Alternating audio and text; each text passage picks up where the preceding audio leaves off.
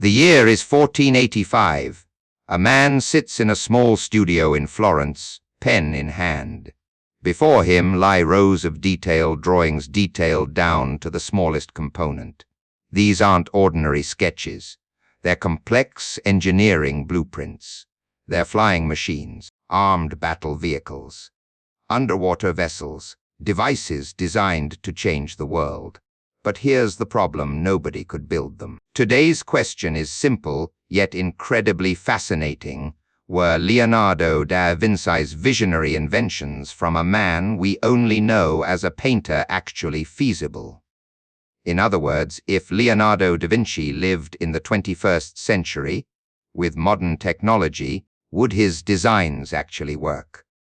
To answer this question, we need to understand who was Leonardo da Vinci really. Not just a painter, what exactly did he design? Which inventions were most remarkable? Why were those ideas so advanced? How did he think? What were the limitations? What prevented him from completing them? What lessons can we learn today? How can we apply his thinking to the present? In this video, we'll explore Leonardo's most insane inventions, things you never knew existed, analyze in detail why these ideas were works of genius, look at modern models built based on his designs and how they actually work, reveal Leonardo's creative secrets, how he combined art, science, and engineering thinking, extract lessons you can apply today to become your own version of Leonardo. Hit like, subscribe, and turn on notifications, because what's coming will change how you view creativity and innovation. Now, let's travel back to Florence, to the year 1452. To understand Leonardo, we need to go back to the 15th century. Not the century of movies, computers, or the internet. It was the century of the Renaissance, an era when people began to question the world around them again. In 1452, Leonardo da Vinci was born in a small town called Vinci, near Florence, Italy. His father was a lawyer and his mother was a peasant. He was illegitimate, an important detail, for a simple reason: because he was illegitimate, he couldn't attend university. But here's the beautiful thing about life: limitations often drive creativity more than opportunity. Instead of going to university to learn predetermined subjects, Leonardo stood before a blank canvas. He became an apprentice to a famous artist named Andrea del Verrocchio, a talented sculptor, painter, and craftsman. There, in Verrocchio's studio, Leonardo didn't just learn to paint. He learned anatomy, because to draw the human body, he had to understand bone and muscle structure; optics, because to draw accurately, he had to understand how light reflects; physics, because to draw motion, he had to understand force and gravity; engineering, because Verrocchio's studio was also an engineering workshop. Leonardo was never just a painter. From day one, he was a systems thinker, someone who thought about how things work. But what truly set Leonardo apart from others? The answer lies in one Italian word he used frequently: curiosity. Not ordinary curiosity. It was an obsession, an absolute need to understand everything. Today, if you want to understand how water flows, you Google it. You watch a TED Talk. You read a scientific article. Leonardo didn't have those options. So he observed. He walked along rivers and watched how water flowed. He looked at tree roots and saw patterns. He observed the trajectories of flying birds and asked, "How can they fly?" Every time he had a question, he didn't just seek an answer, he experimented. He drew. He took notes. He sketched. He never stopped at the first level of understanding. He sought deep insight. This is what made Leonardo different. Not because he was smarter than everyone, though he clearly was smart, but because he had an approach called methodical curiosity combined with the scientific method. He never said, "I'll accept this as is." He always asked why, how. If we change this, what happens? And here we reach what I call Leonardo's first law. Curiosity is the engine of creativity. If you stop asking questions, you'll stop creating. Remember that. Now, you might wonder why the 15th century? Why Leonardo? It's because the 15th century was a unique period in history. It was the Renaissance, the rebirth of classical Greek and Roman thinking.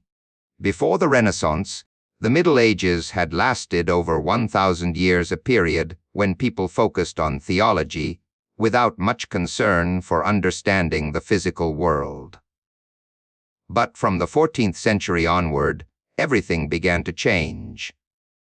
People started questioning again, started caring about humanity, the body, nature. And no mind took better advantage of this than Leonardo da Vinci's. At that time, Leonardo wasn't the only intelligent person. Florence was the epicenter of the Renaissance, and it was full of creative thinkers. But what made Leonardo different was his unique combination of art and science. Most others were either artists or scientists. But Leonardo was both simultaneously.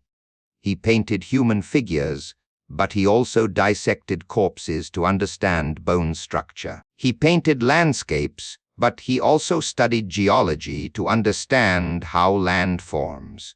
He painted faces with complex emotional expressions, but he also studied psychology to understand how the mind works. This is what's called Renaissance thinking, the ability to combine different fields, different disciplines, to create something completely new.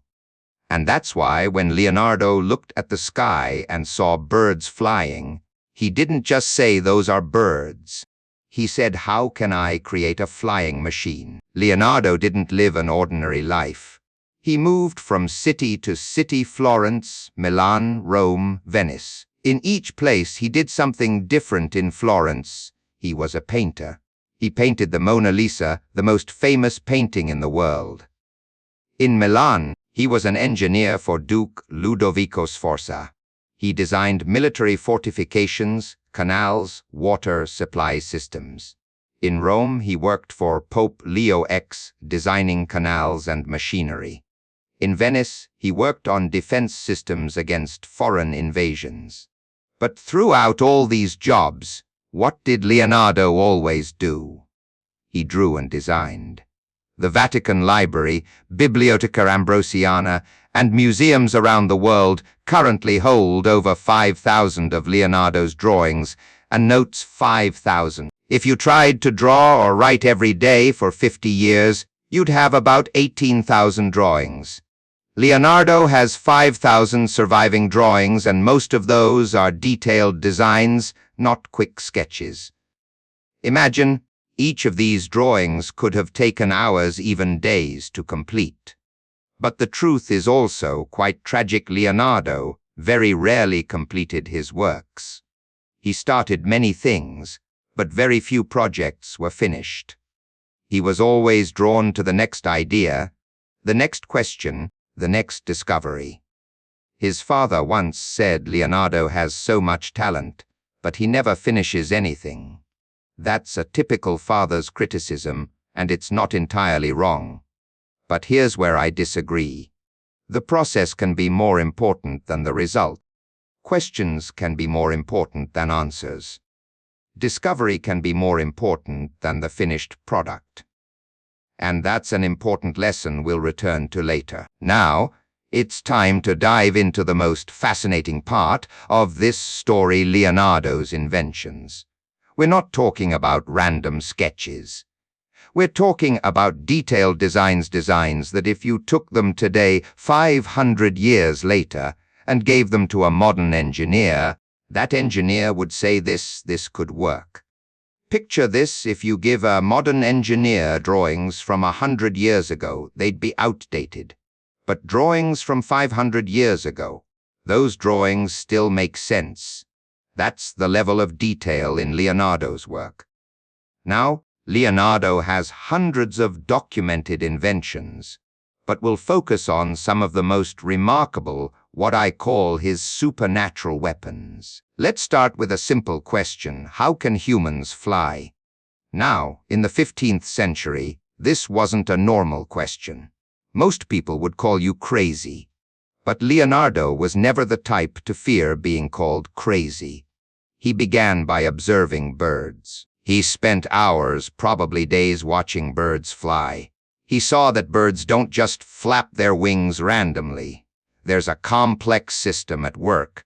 He analyzed bird wings aren't flat, they have a special shape, curved on top and bottom.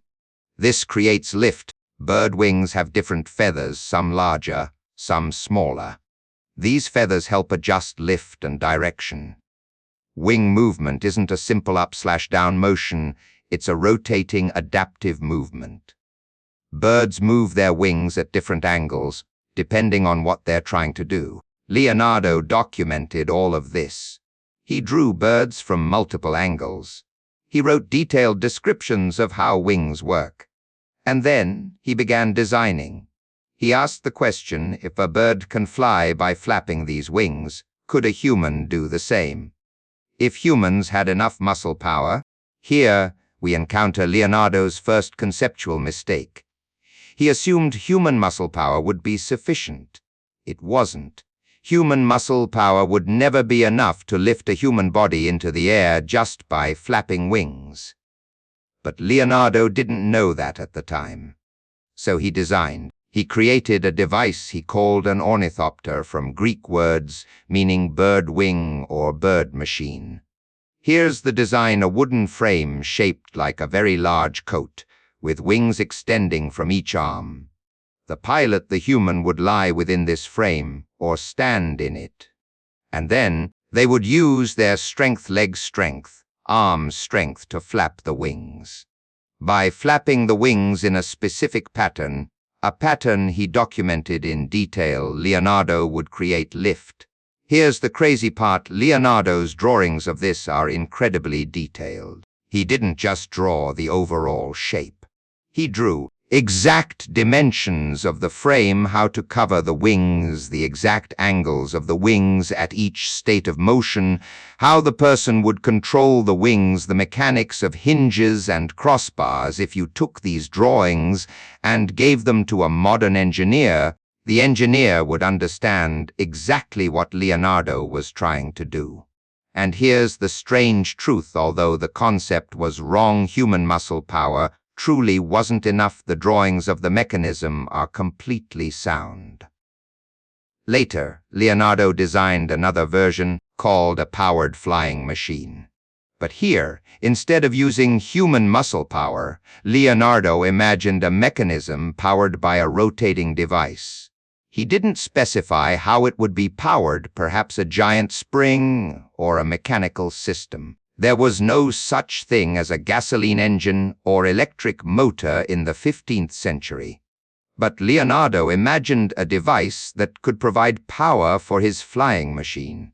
Now, let's be honest, these flapping wing aircraft never worked. The simple reason: humans aren't strong enough. But here's the magical thing: 500 years later, people built working models of the ornithopter based on Leonardo's drawings. And they work. Not with human power, but as small devices, remotely controlled, equipped with small motors. And when you watch them fly, you see exactly the movements Leonardo described 500 years ago. That's how accurate his concept was. The second thing about aircraft is that Leonardo also designed what's called a parachute, a device that, if you fell from a tall tower, would help you slow down, like a modern parachute. Leonardo's drawing shows an inverted pyramid with a complex wooden frame. If you jumped from an airplane with this device, it would reduce your falling speed. Once again, these drawings are completely accurate, except for one problem: the control system. Leonardo didn't have a way to steer this device while you're falling, so you'd fall like an egg in a sieve. But the concept, completely accurate. Now let's talk about something Leonardo designed for an ambitious duke in Milan: a battle tank. A vehicle, shaped like a giant turtle shell and equipped with cannons. Leonardo didn't create this from nothing. He was inspired by ancient war chariots from Roman times, chariots pulled by horses. But Leonardo thought about it differently. He asked, what if instead of being pulled by horses, which are easily attacked, the vehicle could move itself? If it had its own power. Leonardo's design shows a large vehicle, equipped with an outer shell made of steel or another hard material, capable of withstanding arrows and close-range attacks, cannons, mounted around all four sides of the vehicle, able to fire in all directions, a complex gear system underneath, operated by soldiers inside the vehicle, a rotating mechanism allowing the vehicle to turn, so the cannons can aim at different targets. Now, here's the really interesting part, the movement mechanism. Leonardo designed a system using two large rotating discs underneath the vehicle.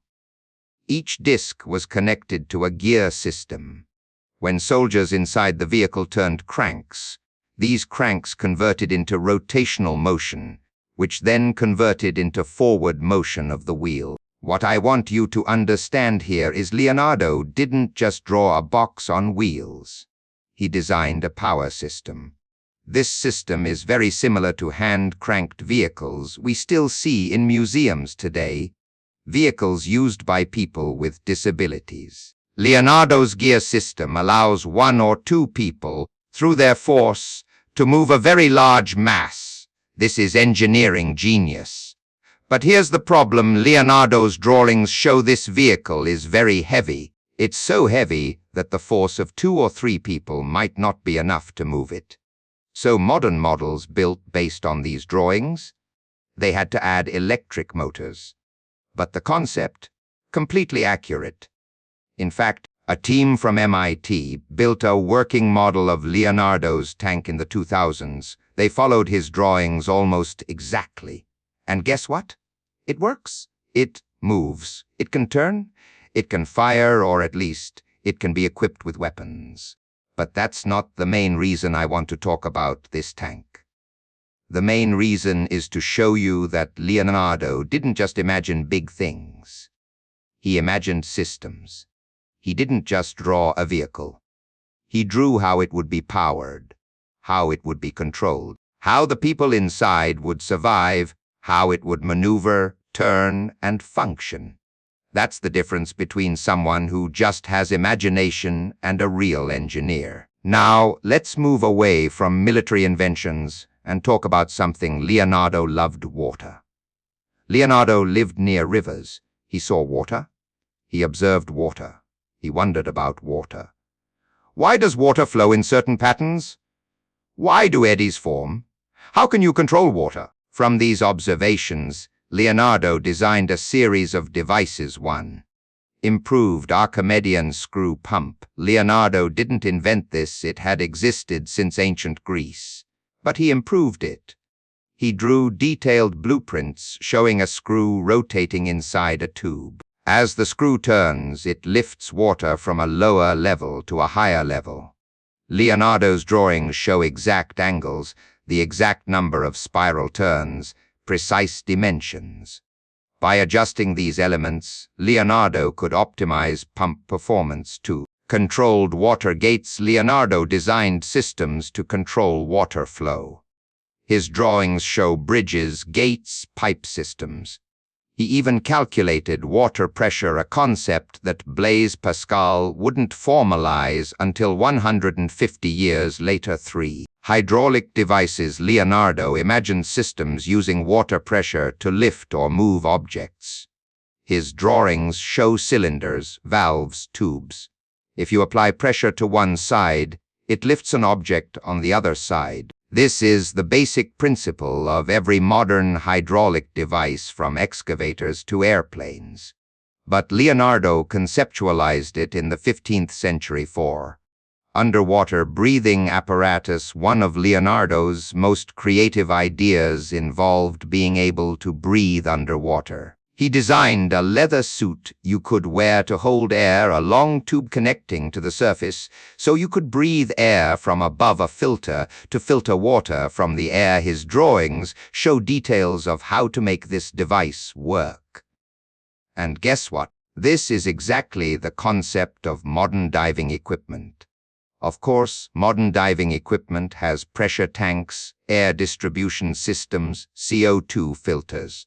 But the basic concept, a person wearing a suit, connected to an air source, to breathe underwater, that's exactly what Leonardo drew. 5.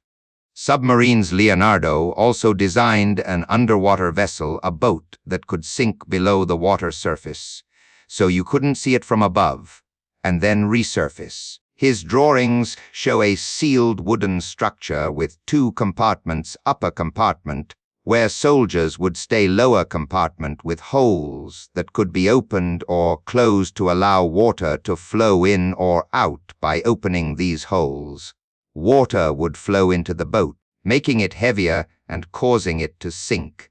By closing these holes and pumping water out, the boat would resurface. This is the basic principle of modern submarines.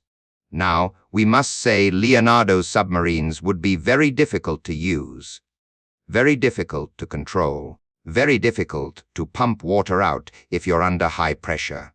But the concept, completely accurate.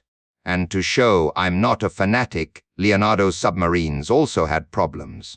For example, he had no way to balance the submarine. If you open these holes, water flows in, but there's no way to control the sinking speed. You can only sink or surface, nothing in between. But again, the concept is correct. Now, Leonardo didn't just have 5 inventions. He had hundreds.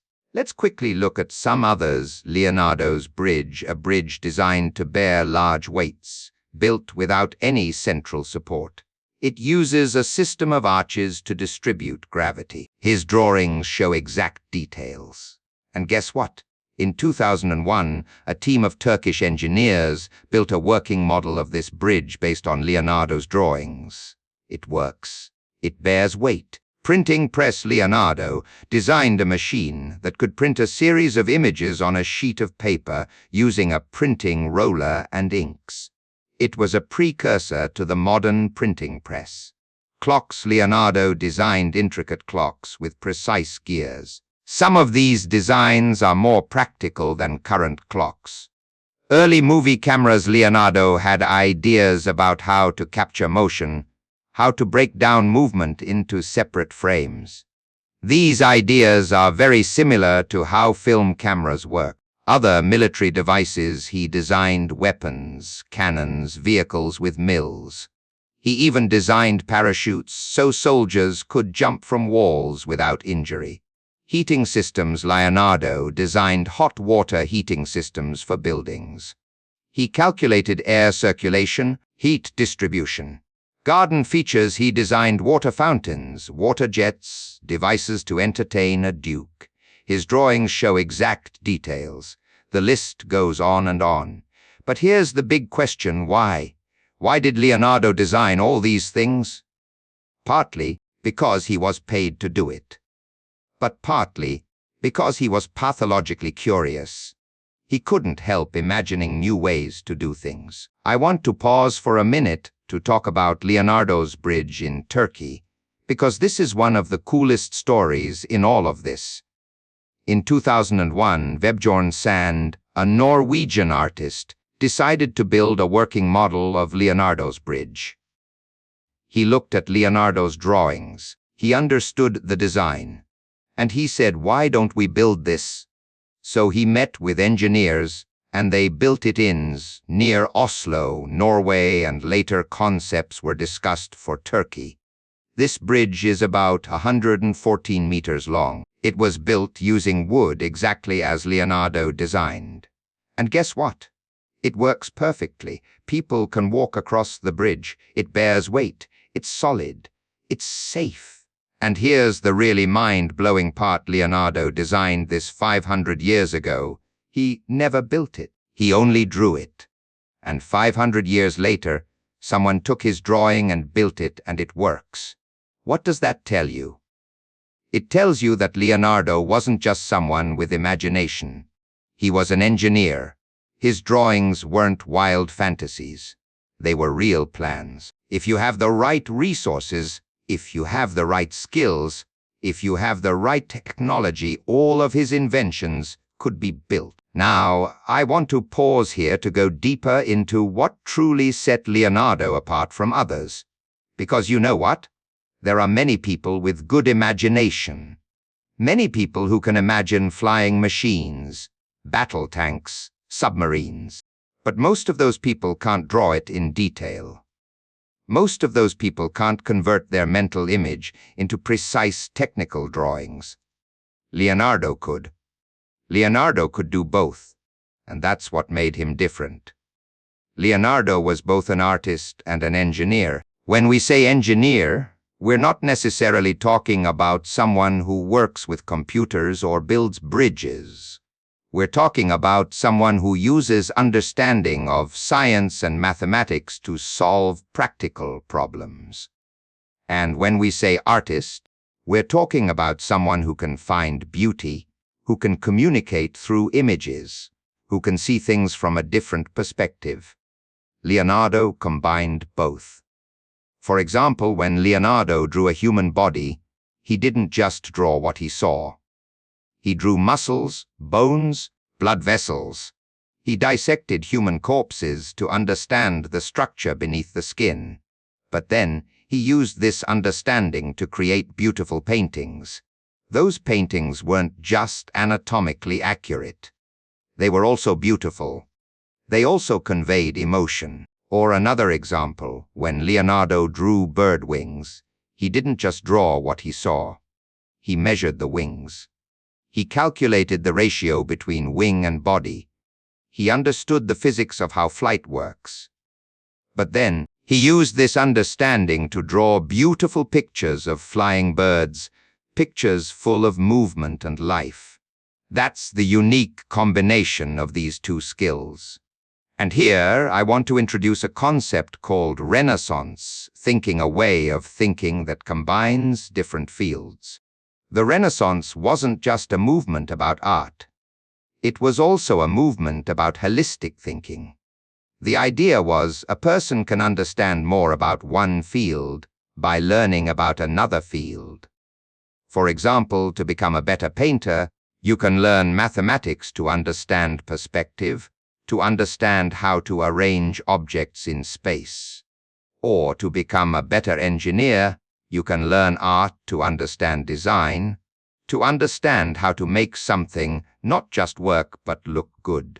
Leonardo was the perfect example of this thinking. He never said, "I'm a painter" or "I'm an engineer." He was both. And by being both, he could see things that people specialized in only one field couldn't see. That's the power of Renaissance thinking. Now, let's talk about how Leonardo created. It's not what you'd expect. Most people imagine that a genius has a sudden idea, fully formed in their head, and then they execute it. But Leonardo didn't work that way. Leonardo worked through a process I call the curiosity loop. Step 1, observe. Leonardo would look at something. A bird, a river, a human body. He'd spend hours looking at it. Step 2, ask questions. After observing, he'd ask questions. Why do birds fly that way? Why does water flow in those patterns? Why does the human body have this shape? Step 3, sketch. He'd start drawing. He'd draw bird wings from different angles. He'd draw water eddies. He'd draw human bodies. Step 4, analyze. As he drew, he'd analyze what he saw. He'd add annotations. He'd write questions. He'd record findings. Step 5, experiment. If possible, he'd experiment. He'd make models. He'd build small devices. Step 6, design. Then, he'd use these insights to design something new. A flying machine, a battle tank, a hydraulic system. And then, the process would start again. You see, Leonardo didn't start with an abstract idea. He started with a concrete observation. He then developed the idea through a process of curiosity and experimentation. This is why his drawings are so detailed, because he'd actually thought deeply about what he found. And here's the lesson for us: process is as important as result. Curiosity is as important as answers. If you only care about the final product, you'll miss a host of insights. But if you value the process, if you value curiosity, you'll discover things others miss. There's one specific skill Leonardo had, that was his ability to observe. Now, you might say we can all observe. We all have eyes. We can all see. But observing isn't seeing. Most people look but don't observe. When most people look at a bird, they see that's a bird. They move on. When Leonardo looked at a bird, he saw, how do the wings connect to the body? What are the angles of the wings? What makes it change direction? What makes it slow down? What makes it rise? Leonardo observed with purpose. He didn't just look. He was asking specific questions, and then he tried to answer those questions by looking more carefully. And his notebooks, they're full of annotations, lines of writing recording what he saw, questions he had, hypotheses he tested. One of the most fascinating things about Leonardo is that his notebooks were written in mirror script from right to left. Not because he was left-handed, but because this prevented ink from smudging. But it also has symbolic meaning. Leonardo even wrote differently from everyone else. He was a different thinker, wrote differently, saw differently. Now, I want you to try something. Over the next week, choose anything: a tree, an animal, a machine, and spend 30 minutes just observing it. No phone, no distractions, just observe. Write down questions. Draw it. Write down what you notice. I guarantee that after 30 minutes, you'll see details you've never noticed before. That's the power of purposeful observation. That's the power of Leonardo's thinking. Now, I want to talk about something we haven't addressed. Why didn't Leonardo finish his work? His father criticized him. His employers criticized him. Even modern historians say Leonardo was a failure because he missed deadlines. But I disagree with this interpretation. I think Leonardo didn't finish work because he was too busy being curious. He'd start a painting, and then he'd encounter a question. How does light reflect off the hair on a face? He'd leave the painting to study optics. He'd draw diagrams of light. He'd experiment with mirrors. And when he returned to the painting, he'd have forgotten about the deadline. He'd be captivated by another question. Now, from a practical standpoint, that's a problem. If you're paid to paint a picture, you need to finish the picture. But from a creative standpoint, it's a feature, not a bug. The questions Leonardo pursued, those questions were more important than the painting. And by pursuing those questions, he discovered things that if he'd just finished the painting, he would never have discovered. So when you look at Leonardo's work, don't look at the number of completed paintings. Look at the breadth of thought. Look at the depth of curiosity. Look at the notebooks documenting discoveries. Leonardo wasn't a failure. Leonardo was a seeker. And that's something completely different. Now, before we finish, we need to talk about the reasons why Leonardo's inventions didn't work at that time. And the simple answer is, technology wasn't sufficient. For example, Leonardo's flapping wing aircraft. I said it didn't work because human muscle power wasn't enough. But beyond that, there were other problems. One, materials. Leonardo designed flying machines from wood. But wood is very heavy. For a wooden aircraft to be balanced, it needs to be very large. And if it's very large, it'll be very heavy. And muscle power won't be enough. Modern aircraft are made from aluminum, carbon fiber, and other composite materials that are much lighter than wood. So they can fly with less energy too. Gears. Many of Leonardo's designs required precise gears. But in the 15th century, the world didn't have the technology to create perfect gears. Gears would be misaligned. They'd cause friction. they'd make noise, they'd lose energy. Modern gears are made with computer-controlled machines. They have precision to millionths of an inch. So systems using these gears can work efficiently. 3. Engines. Many of Leonardo's inventions needed a power source. But in the 15th century, there were no electric motors, no gasoline engines, no batteries. The only power sources were human power, animal power, or water. So Leonardo had to design systems using these power sources. But these sources were very limited. They weren't powerful enough to operate large machines for. Completeness. Another problem was incompleteness in design. For example, Leonardo designed a submarine, but he had no way to pump water out when you're under deep pressure. Or he designed a system, but didn't think about how to maintain it. Leonardo's inventions are brilliant drawings, but they lack small technical details that would make them actually work. 5. Scientific understanding. Finally, Leonardo didn't have complete understanding of physics. He didn't know that human muscle power would never be enough to fly.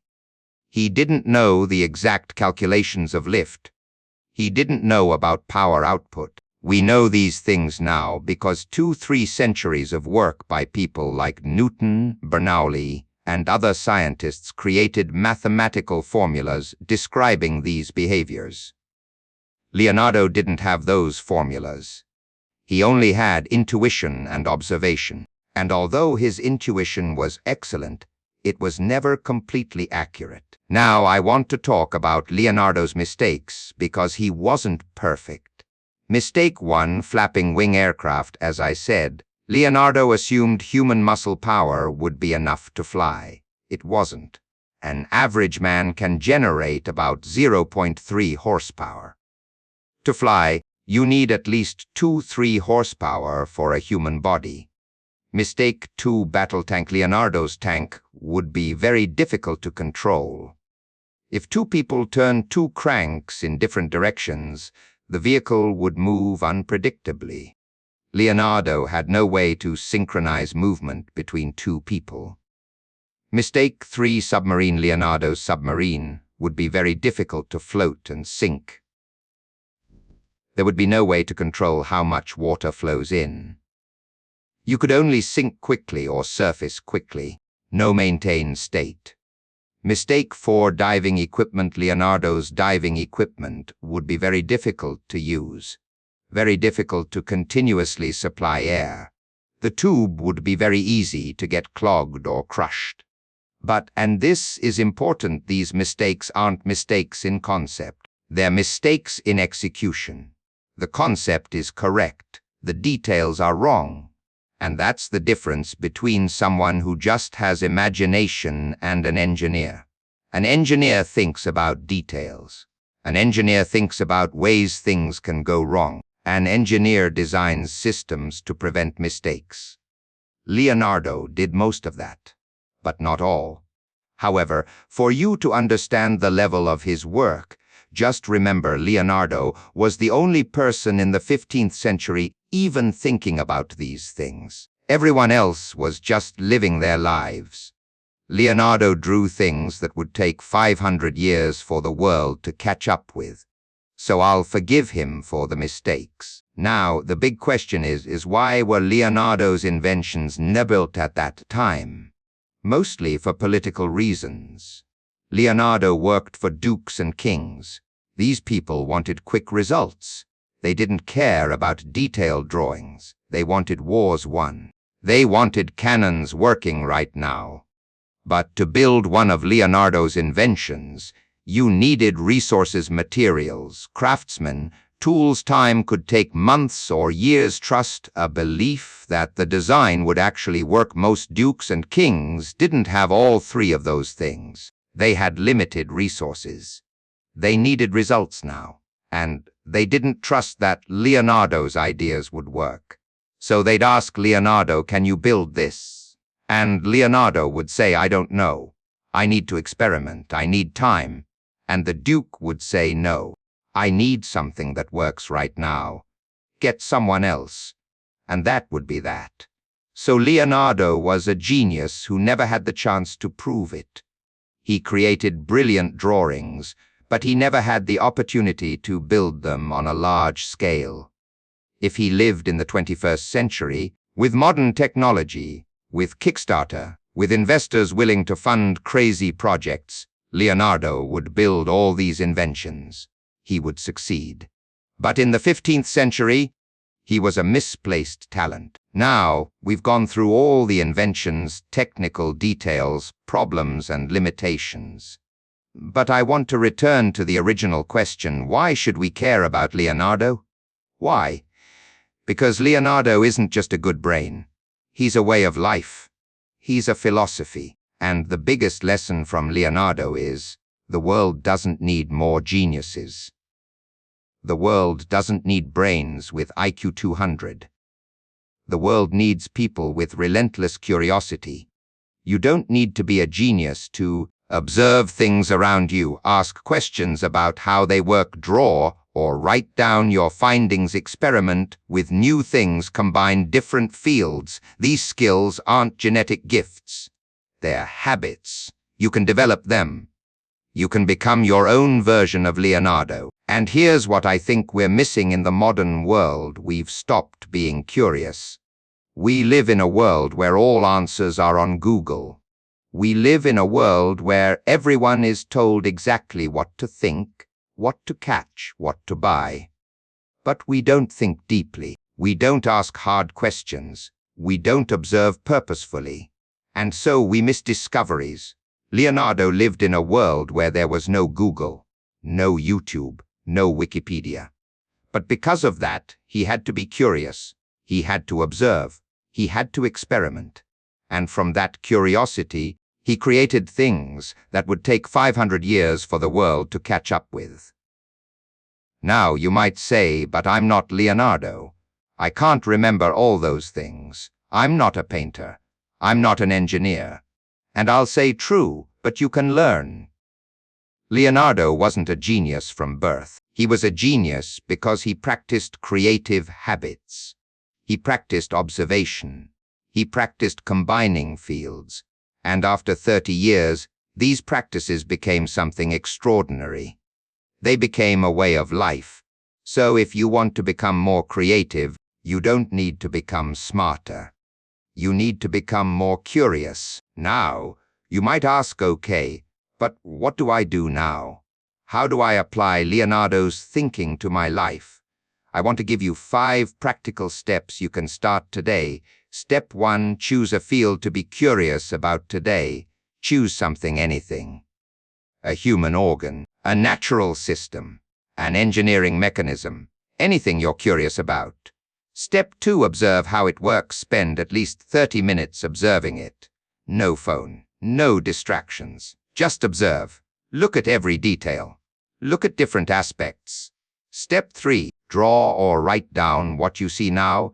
I'm not saying you have to be a great artist. Just draw what you see. Add annotations. Write down questions. Step 4, ask 5 questions. Write down 5 questions about what you observed. Why does it work that way? If I changed one part, what would happen? Is there a better way to do this? How does it connect to another field? Can I use this understanding to create something new? Step 5, experiment or design. If possible, experiment. If you can't experiment, design something based on what you learned. Draw it. Document it. Share it. That's 5 steps. If you repeat this process once a week, in 6 months, you'll discover that you think very differently. You'll see connections others don't see. You'll have ideas others don't have. You'll start thinking like Leonardo. Now, I know what you'll say, but I'm busy. I have work. I have family. I don't have time for 30 minutes of observation per week. And I'll say Leonardo was busy too. He worked for dukes. He had deadlines. He had responsibilities. But he prioritized curiosity. He knew that curiosity is more valuable than time. So I'll challenge you, if you want to become more creative, you need to prioritize curiosity. You need to make time to observe. You need to make time to ask questions. If you don't make time, then you're choosing not to be curious, and I respect that choice. But you can't then say you want to become more creative. Those things are contradictory. Creativity requires time. It requires curiosity. It requires commitment. Now, before we finish, I want to talk about why Renaissance thinking matters right now, perhaps more than ever. We live in a world of specialists. People are told to focus on a single field. You're an engineer? Just be an engineer. You're an artist? Just be an artist. But I believe the world needs people who can bridge gaps. People who can combine science with humanities. People who can combine engineering with design. People who can combine technology with creativity. Those people, they're the ones who will change the world. And I'm not saying you need to change the world. But if you want to become better at what you do, if you want to become more creative, if you want to become a better version of yourself, then you need to look at other fields. If you're an engineer, learn about psychology, learn about theater, learn about history. If you're an artist, learn about physics, learn about mathematics, learn about engineering. Because by combining these fields, you'll see things that people specialized in only one field can't see. That's the power of Renaissance thinking. And that's why we need Leonardo's thinking right now, more than ever. We're facing complex problems: climate change, artificial intelligence, disease, hunger. These problems can't be solved by single specialists. To solve these problems, we need people who can think across fields. We need people with curiosity.